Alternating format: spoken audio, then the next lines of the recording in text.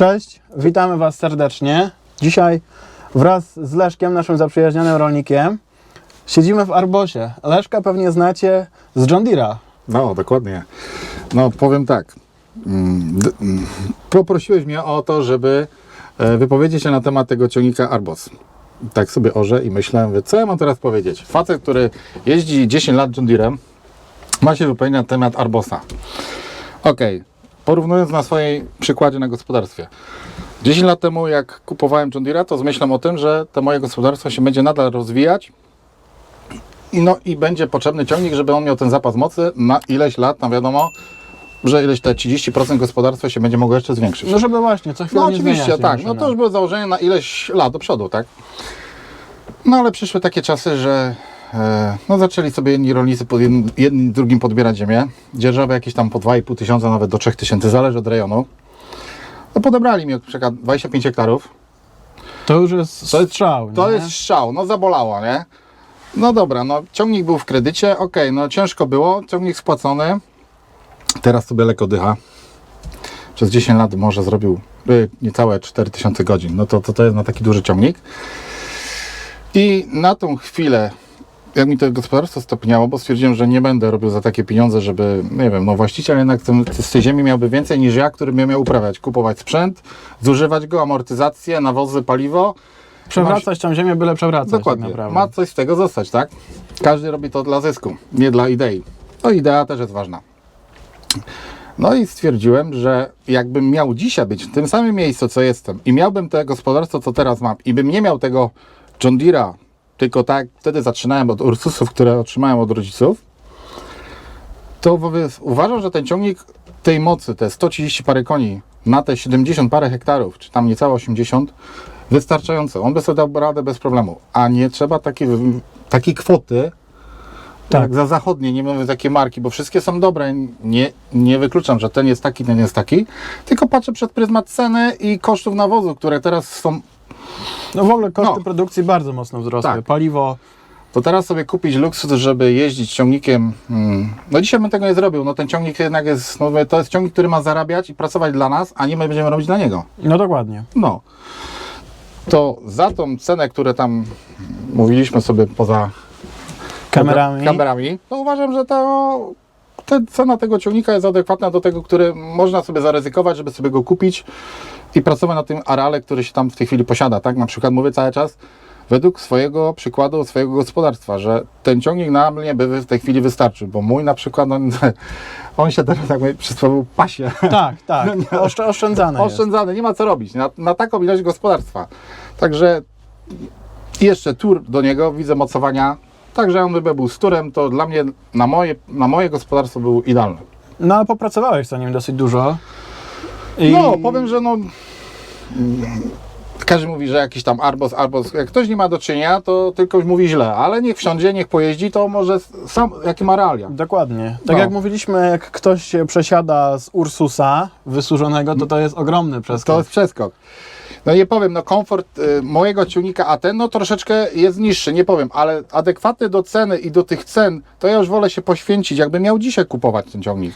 Ten, a tamten. No to jest jakaś przepaść cenowa też troszeczkę w tej Dokładnie. chwili. Nie mówię źle o innych markach, brońcie Boże, ale mówię, to jest wystarczające i bezpieczne przy dzisiejszych czasach tych wszystkich kosztów, które musimy my jako rolnicy pokonać. Tak, na przykład cena rzepaku, która kosztowała 2300 w żniwa, a teraz 3000. I więcej nawet się zdarza. Nawet więcej.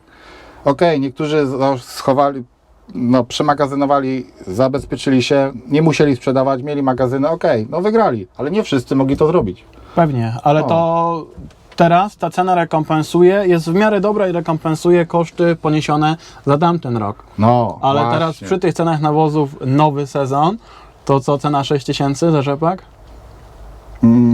No, Nie wiem. No ciężko to Ciężki oszacować, temat. ale na pewno te 3000 nie będzie tego. No i w terenie, jak się patrzy, to rzepaki niektórzy trafili, zniszczyli tą śmietkę, u niektórych mają tam jakieś porażenia tej śmietki, to jeszcze zweryfikuje wiosna, co ile ten plon da. Ale wschody rzepaku były trudne w tym roku. Ciężko było, nie? Zależy, jak ktoś w tych nowych metodach, jakichś striptilach czy coś, innych rzeczach, gdzie zaoszczędzili na wilgoci, czy w systemie bezorkowym, mi się wydaje, że lepiej na tym wyszli w tym roku, nie? Tu nawet obok na Tak. działce widzę jest rzepak w striptilu. Tak, bardzo ładne, podoba mi się. Bardzo ładne, aczkolwiek tam widzę, są takie miejsca, gdzie siewnik chyba normy wysiewu nie utrzymał. W Tak. sensie jakieś tam puste takie miejsca, ale... No to ale co wiem, to wygląda pierwszy ładnie. rok tutaj na tym polu to było prowadzone, także to tam można przyjąć, że to się uczyli, nie? Także Ale wygląda ładnie, no i ta wilgoć jest zachowana, ta słoma przytrzymała tą wilgoć. dokładnie. No w tych właśnie warunkach pogodowych, co teraz tu jesteśmy, to musimy w te nowe technologie wchodzić, nie? Tak, żebyśmy sobie mogli poradzić z tym niedoborem wilgoci, nie? A powiedz mi, bo tutaj jest pole po kukurydzy, ściernisko po kukurydzy. Masz problemy z omacnicą? Czy starasz się jakiś ten płodozmian utrzymać, żeby... Staram się, no powiem Ci tak, no ta talerzówka czy tam mulcher musi jakiś tam przejść, nie? Ale to też zależy od kultury, jak to się mówi, sąsiedzkiej, jak ma ktoś obok kukurydzę i tej omacnicy nie będzie niszczył, no to nic ta to omacnica nie da. to nic nie da, nie? Dokładnie. To musi być takie zgranie, robimy wszyscy, niszczymy wszyscy, no to będziemy mieć mniejszy problem z tą omacnicą, tak mi się wydaje, na naszych przykładach tutaj, jak tutaj widzę, nie? Na razie z tą omacnicą nie jest taki tutaj problem. Robisz dużo upraw też bezorkowo. Powiedz mi, czy widzisz różnicę w plonie? Na pewno oszczędności czasu, ale czy mocno to wpływa na plon? To znaczy, wiesz co, właśnie widzę, że zaoszczędzam na wilgoci i tak ta roślina ma lepszy start, lepiej system korzeniowy sobie wykształci i jednak ta masa jest przygotowana. No uważam, że lepsze są wschody, na przykład tak jak przy rzepaku, na przykład zboże, na przykład najpierw zaczynaliśmy od tego, że bezorkowo sialiśmy pszenicę po rzepaku, bo mówię, te wszystkie Nie było sensu tego orać. oczywiście. I to był taki jeden pierwszy rok, później zaczęliśmy może z wygody, nie chciało nam się tyle godzin przesiadywać na tych traktorach, a może bezorkowo po pszenicy zasiejemy rzepak, nie? Fakt, ale musieliśmy zacząć od tego, że już kombajnem bardzo niskie ściernisko żeśmy przygotowali do tego, żeby jak tą słomę, te resztki pożniwione bardziej wymieszać z glebą. A powiedz mi, wtedy uprawa głęboka, no bo rzepak wiadomo korzeń palowy. O, I wtedy jak jest uprawiane zbyt płytko, no to niestety ten korzeń, no nie jest już tak palowy. nie wiem, no właśnie słyszę, że dużo ludzi pod talerzówkę sieją. No ja nie jestem z tym skłonny. Ja tam uważam, że jednak te ruszenie gleby na te 27 cm dutem Dokładnie. musi być ruszone. Ta ziemia musi być leciutko napowietrzona tam. No nie? zastoiska wody też Oczywiście. wtedy są likwidowane. A powiedz mi, jak u Ciebie tutaj z ziemią, bo są takie mozaiki tutaj kilka metrów powiedz. dalej, to jest jakiś widziałeś czarnoziem, a stoimy na piasku, można powiedzieć. Tam na dole się ciężko rało, to jest taki murz. Ten murz tam widzisz, że nie chce się to przerywać, tylko bardziej się przepychać przez tą odkładnicę, nie? Tak, tak, tak. Ale to nam nie jest tego dużo, idzie sobie to poradzić z tym. No, to jest dobre stanowisko pod kukurydzę na przykład, nie? Dokładnie, wilgotno. Tak. No i podglebie tu jest chyba też dobre i niski teren w ogóle i także kukurydza sobie tu poradziła wtedy, kiedy potrzebowała na zawiązywanie kolb, to miała wodę, nie? No. Ale powiedz mi, z pługa nie zamierzasz rezygnować, jak już tak mówimy o tej uprawie bezorkowej? Nie, ja jestem za uprawą mieszaną. Gdzie trzeba, to trzeba zaorać, ale gdzie nie potrzeba, to staram się nie orać. Takie mam założenia, że no kurczę, widzę, że po jakiejś tam uprawie jakichś innych, co sieje tam facelię czy coś, to staram tego nie orać, bo szkoda tej masy, tego wszystkiego wrzucać w dół, że to wszystko potrafi, wiesz, przemieszać w glebie i to roślina następna ma z czego żyć. Wykorzystuje na bieżąco. Tak jest. Tak jak tutaj nawet się trafiają z zeszłego roku resztki pożniwne po kukurydzy, no bo było sucho, Tak, i to... nie przegniło. No a powiedz mi, bo całe życie orasz PHX-em. I teraz dostałeś tutaj na testy Gregory Besson obrotowy. I jak to w ogóle można porównać? No to Czy już jest też- w ogóle co porównywać? Może tak. Kolegą Pawłem rozmawialiśmy też, mówię, że to też dla mnie dla zdrowotności, bo cały czas się w prawo kręcę i to mamy tak, A teraz w dwie a teraz strony. z dwie strony i trochę tego, nie? No jednak chyba jest oszczędność przejazdów, pustobiegów nie ma na poprzeczniakach, także raz z jednej strony przyjeżdżasz, drugie, że no, z porównaniem z zagonowym, nie?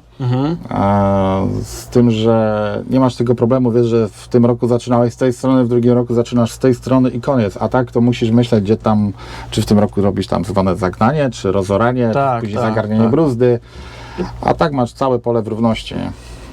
Czyli obrotówka na plus. Ja jestem tak. No wiadomo, że to nie są takie małe rzeczy, tanie, jak to się mówi? Nie, no, to ale, na pewno. no ale pług jest podstawa w gospodarstwie. Tak mi się wydaje, chociaż tak jak mówię, ja mam uprawę mieszaną. Dobry agregat do uprawy bezorkowej i dobry pług to jest podstawa, nie? Podstawa. I wtedy już można gospodarzyć. No Na dokładnie. pewno. No bo ty przerabiasz większość swoich plonów. Tak, staram się to przerabiać, bo uważam, że tak jak Ci powiedziałem przy rzepaku, no kurczę, w jednym roku sprzedaż za 1600, a w tym roku mógłbyś sprzedać za 3300, tak? Nie, no, dokładnie. No, to jak ja tam przerabiam u siebie i mam usugerowaną, seguruję sobie cenę taką od początku, że tyle i tyle powinien dostać i tyle, to wiem za ile robię, tak? Mhm. Także uważam, że nie żebym mówił źle, ale staram się unikać pośrednictwa. Jeżeli coś idzie sprzedać samemu, jest to ciężko. Ja wiem, że każdy nie może, jak ktoś ma tam 200-300 hektarów, no to on się w takie rzeczy nie będzie bawił, tak? No pewnie.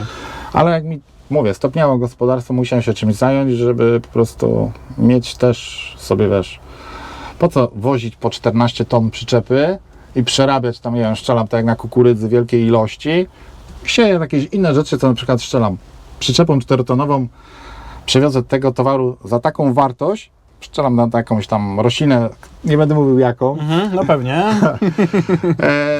na wartość tego towaru na tej przyczepie 4-tonowego jest tyle samo, co na tych dwóch przyczepach 14-tonowych. I po co Dokładnie. się męczyć, przerabiać? Można. Można, tylko trzeba główkować. Dokładnie. Dzięki bardzo. Również. Mnóstwo ciekawych informacji.